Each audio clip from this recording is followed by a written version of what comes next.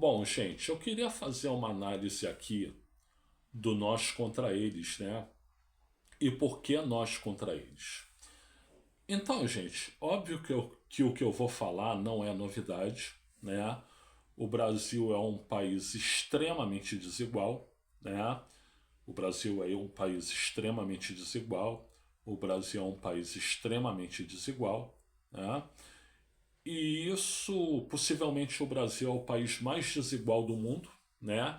Aqui, rico é muito rico e pobre é muito pobre, né?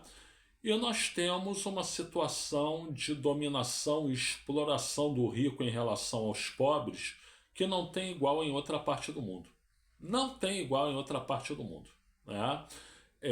Outras partes do mundo podem ter até mais pobreza do que aqui, mas outras partes do mundo que tem mais pobreza do que aqui não existe uma elite tão endinheirada como a nossa, né?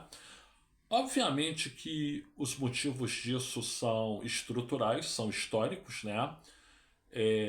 Portugueses, amo vocês, irmãos portugueses, eu sou um de vocês, eu sou português, né?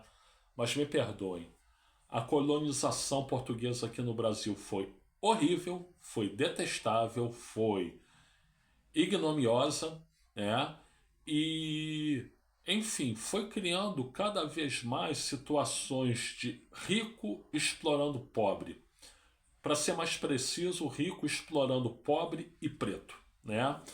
Então, nós temos o fenômeno da escravidão, que aqui no Brasil se deu de forma muito mais contundente do que em outros locais, em outros países, né?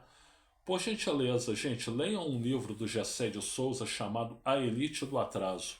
E vocês vão entender as origens disso, né? Por que uma casa grande em que os abastados portugueses ou descendentes de portugueses tinham tudo, separada de uma senzala em que os negros eram tratados em condições subhumanas, criou um país com uma pouquíssima gente tão rica e muitíssima gente tão pobre, né? Como o economista Edmar Baixa diz, né? Uma Belíndia, né? Uma Bélgica próspera, pequena, perante uma Índia miserável e enorme, né? Então, tá aí um dos motivos. O motivo é a escravidão. O outro motivo, muito embora o Gessé de Souza desminta isso, mas eu afirmo que é verdade, é o patrimonialismo, né? Ou seja, você usar a coisa pública com finalidades privadas, né? Finalidade privada, melhor dizendo, né? Porque isso nunca favoreceu o pobre, mas só favoreceu a elite, né? E nós temos uma elite aqui que não negocia nada, que não é, quer fazer nada, que só pensa no seu próprio interesse, só pensa no seu próprio interesse. Tributar os mais ricos, a elite é contra. A elite é contra, né? A elite financeira, obviamente, sobretudo, porque eles têm lá patrimônio, vamos dizer, de 50 milhões de reais, digamos isso, né? Eles não admitem reduzir o patrimônio deles de 50 milhões de reais para 25 milhões de reais, por exemplo. Ora, gente, vamos lá. Uma pessoa com 25 milhões de reais não é rica? Não é rica da mesma forma, né? Então, qual diferença para ela faz se o patrimônio é de 25 milhões de reais ou 50 milhões de reais? Para ela não faz diferença nenhuma. Porém, insistem nos seus privilégios. Insistem nos seus privilégios. E o que a gente tem aqui é uma com esse dinheiro que eles poderiam pagar mais, você podia investir muito mais em políticas sociais do que se faz. O presidente Luiz Inácio Lula da Silva e os governos de esquerda deles de Dilma Rousseff fizeram o máximo para investir que podiam, né? Mas poderiam investir muito mais se tivesse dinheiro para isso. E não tem porquê. Porque as elites se recusam a pagar mais imposto nesse país.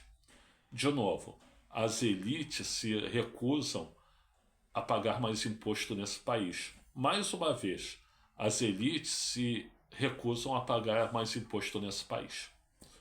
Esse é o ponto. O presidente Luiz Inácio Lula da Silva, durante os 3 mandatos dele, ele adotou um discurso de conciliação de classes, né?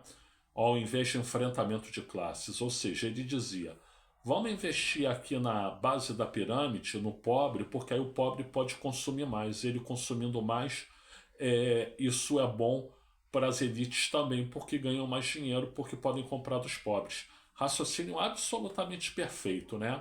Só que a nossa elite, ela não aceita. Ela não aceita ver pobre viajar de avião.